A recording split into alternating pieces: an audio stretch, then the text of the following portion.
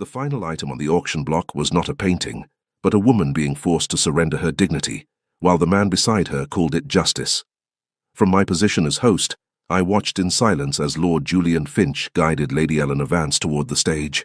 No one stopped him. No one questioned it.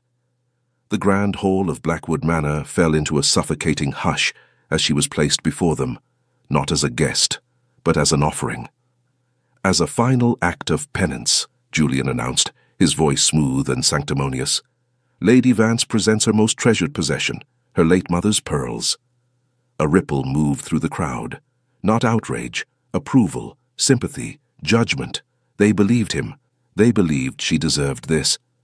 I felt it then, that quiet, dangerous shift that passes through a room when society decides someone is guilty, and no longer worth defending. Eleanor stood perfectly still beneath their gaze, pale, composed, silent, the image of a ruined woman accepting her fate. But I was not watching her.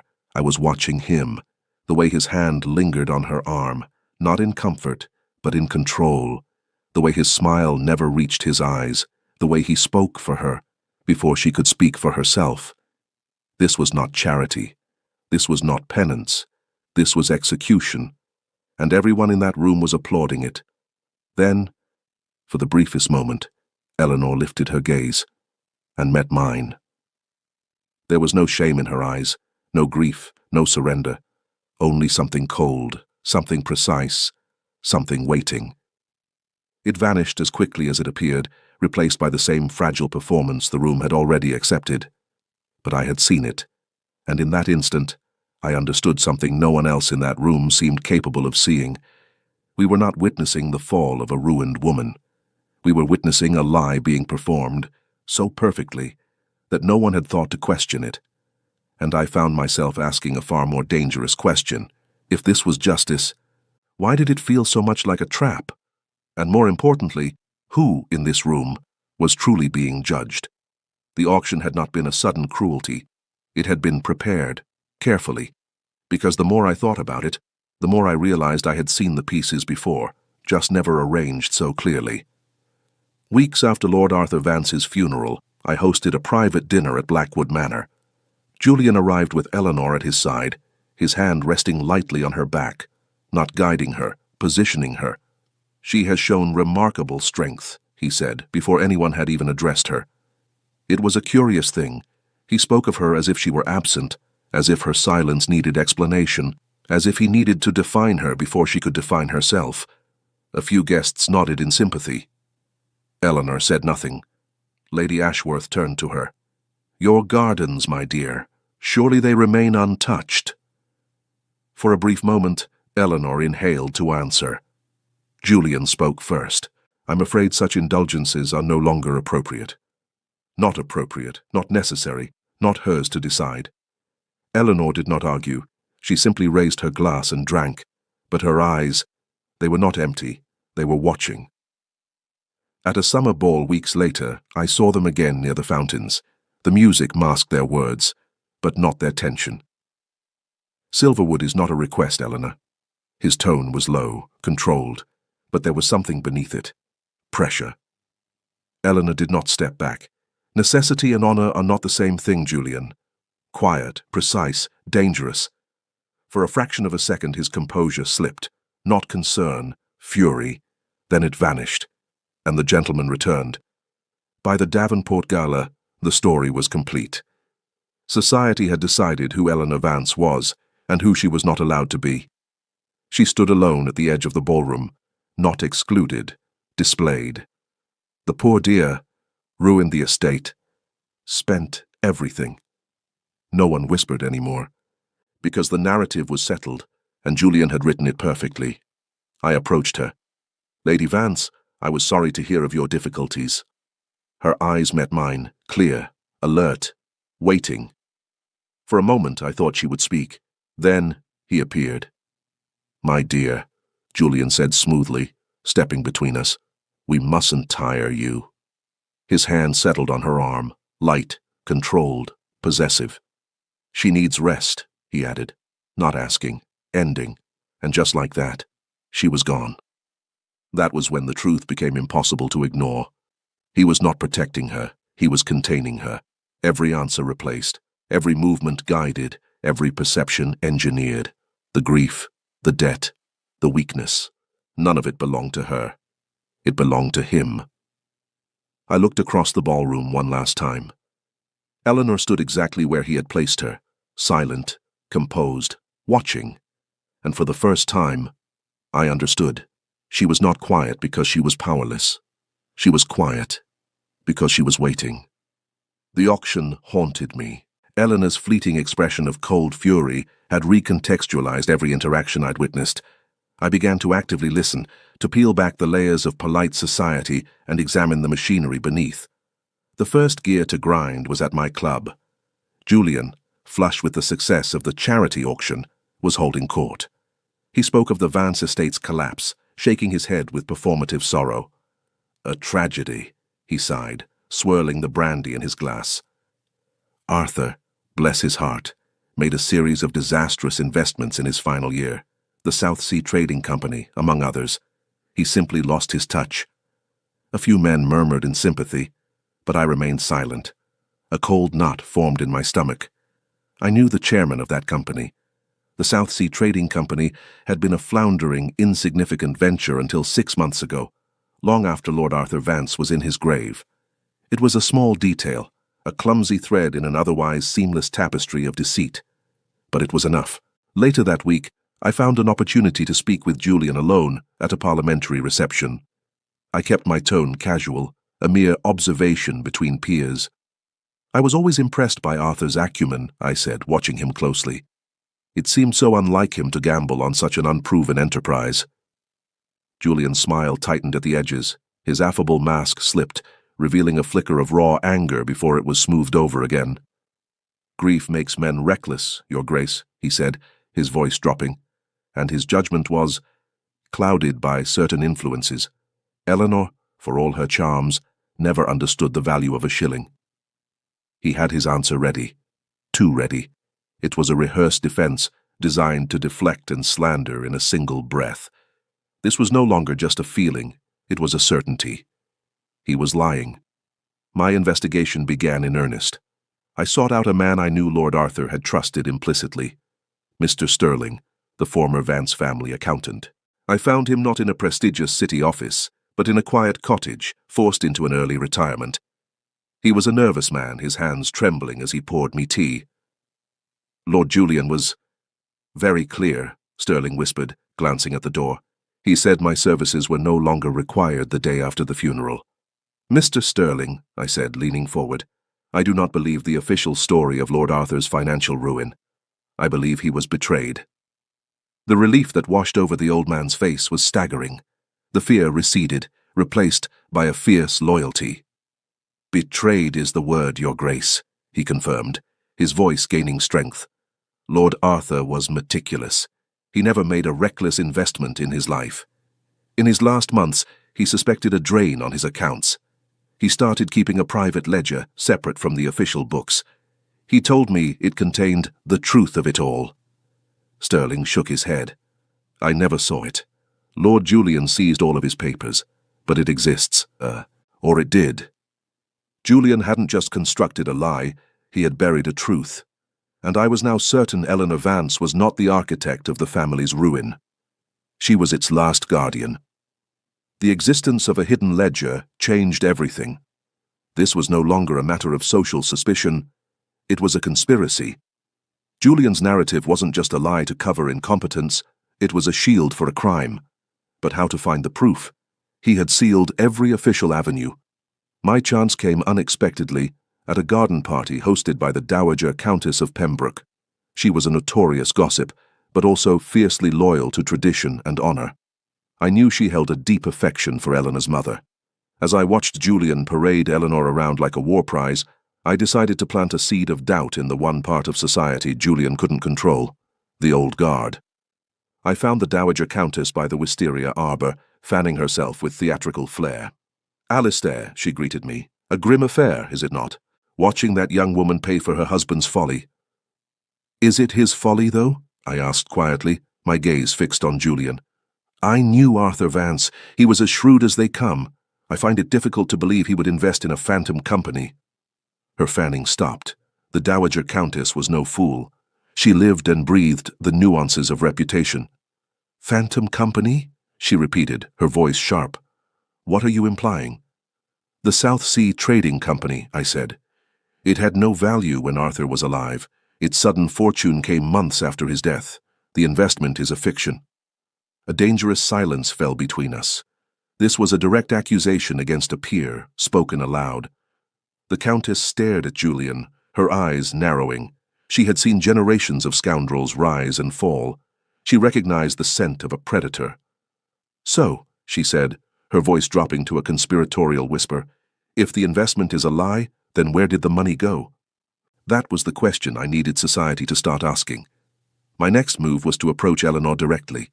I had to know what she knew. I found her near the conservatory, momentarily free from Julian's shadow. I kept my voice low, urgent. "Lady Vance, I know what he is doing. There was a ledger." Her reaction was not what I expected. There was no surprise, no relief. Her expression remained perfectly, unnervingly calm. She simply inclined her head, her eyes scanning the crowd. "Your Grace," she murmured, "some truths are more dangerous than any lie, especially when one holds no proof." She wasn't denying it. She was warning me. She was telling me she was aware, and that I was stepping into a battlefield without a weapon. Before I could press further, Julian was at her side again, his smile a rictus of pleasantry. "The Duke is monopolizing you, my dear." But the Dowager Countess had already started her work. A few carefully chosen whispers were all it took. By the end of the evening, the air had shifted. The looks directed at Julian were no longer just sympathetic. They were questioning. The illusion was fracturing. Julian felt it too. I saw him shoot a venomous glare in my direction, a silent promise of retribution. That night, a message was delivered to Blackwood Manor. It was a single, folded sheet of paper, with no seal and no signature. The handwriting was elegant, precise. It was from Eleanor. It contained just 2 words: "The Accord." My blood ran cold. The Blackwood Accord was an archaic and deeply serious tradition, a relic of a time when dukes settled matters of honor with absolute authority. It was a formal request for a tribunal, held before the highest echelons of society, where evidence could be presented and judgment rendered, binding and final. To invoke it was to risk everything on a single public gambit. Eleanor didn't just know about the ledger, she possessed it, she had the proof. And she had been waiting not for a savior, but for an ally powerful enough to provide the arena for her final, devastating move. The Accord. 2 words that transformed me from an observer into the arbiter of a public execution. Eleanor had passed me the sword. It was now my duty to build the gallows. Julian had to be drawn out, made to feel utterly invincible. His arrogance was his greatest weakness, and I intended to use it as the fulcrum for his downfall. He was planning a grand ball at his newly acquired townhouse, a celebration of his supposed success in salvaging the Vance name. It was the perfect stage. I began by orchestrating the guest list. Using my influence, I ensured that every invitation was accepted, not just the usual socialites, but the pillars of finance, the heads of the oldest families, and the sternest moral arbiters of our class, including the now deeply suspicious Dowager Countess of Pembroke.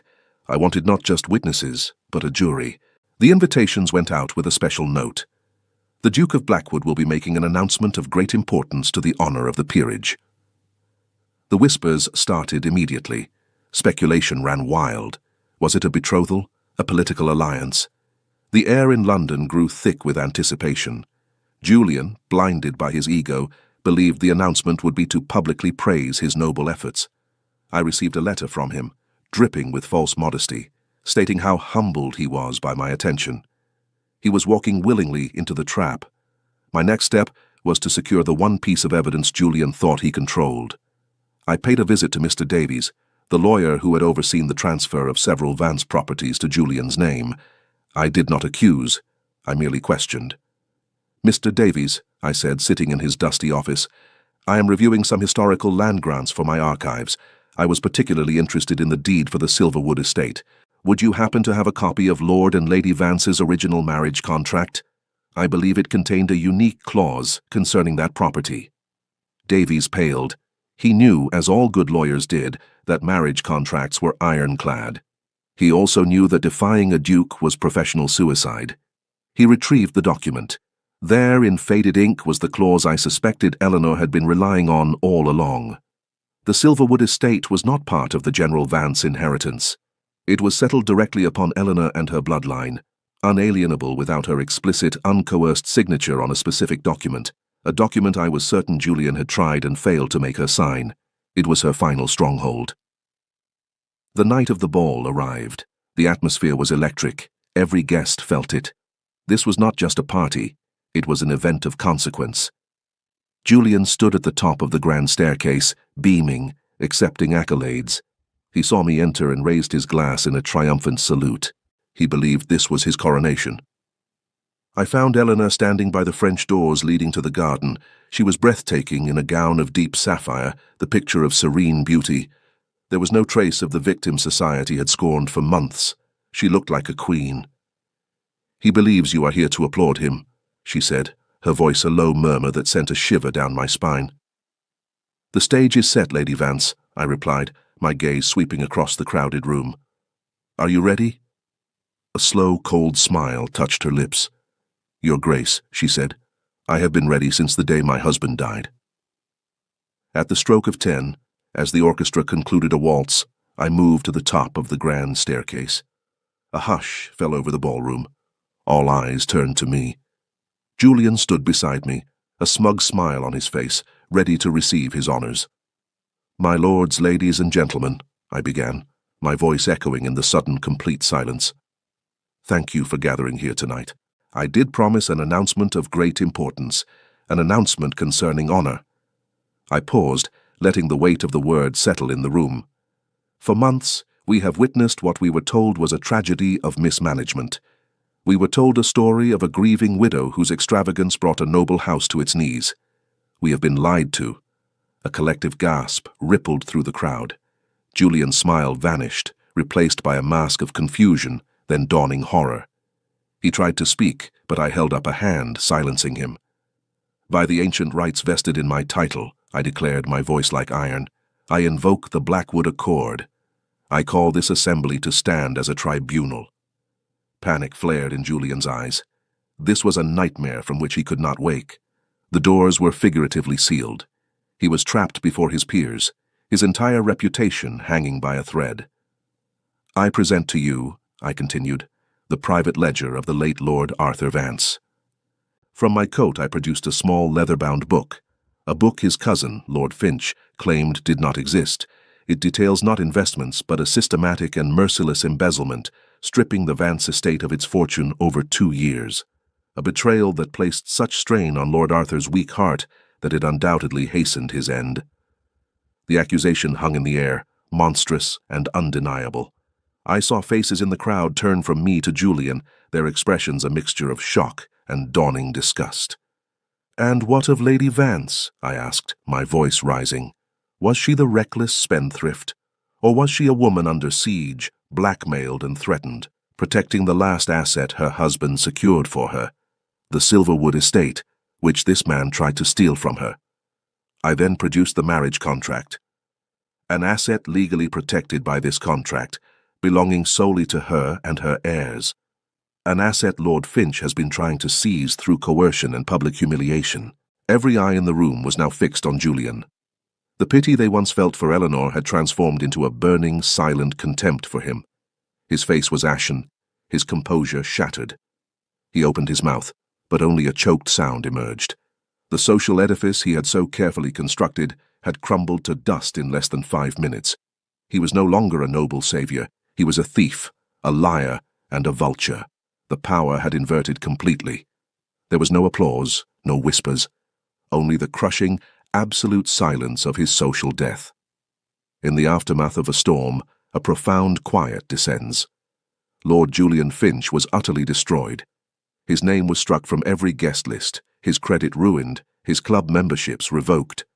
Faced with criminal charges and the unbearable weight of his public disgrace, he vanished from society, fleeing to the continent to live out his days as a ghost, a cautionary tale whispered in London's drawing rooms. His social death was absolute. The narrative society had consumed for months was not just corrected, it was inverted. Lady Eleanor Vance was no longer the tragic widow. She was the formidable strategist, the guardian of her husband's honor. The whispers that once condemned her now spoke of her with a mixture of fear and awe.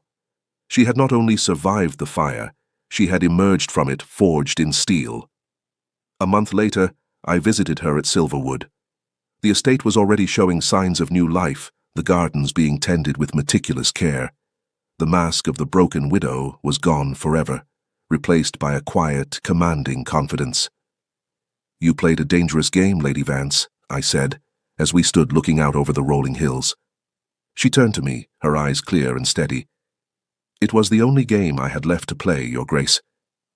Julian underestimated me because he could not comprehend a woman's grief and her fury existing in the same heart. He saw only the one he could use. She had used his prejudice as her shield and his arrogance as her weapon. It was a masterclass in social warfare. As I took my leave, I understood the profound truth of her victory. In our world, true power is not the thunder that shakes the sky, but the silence of the storm that is about to break.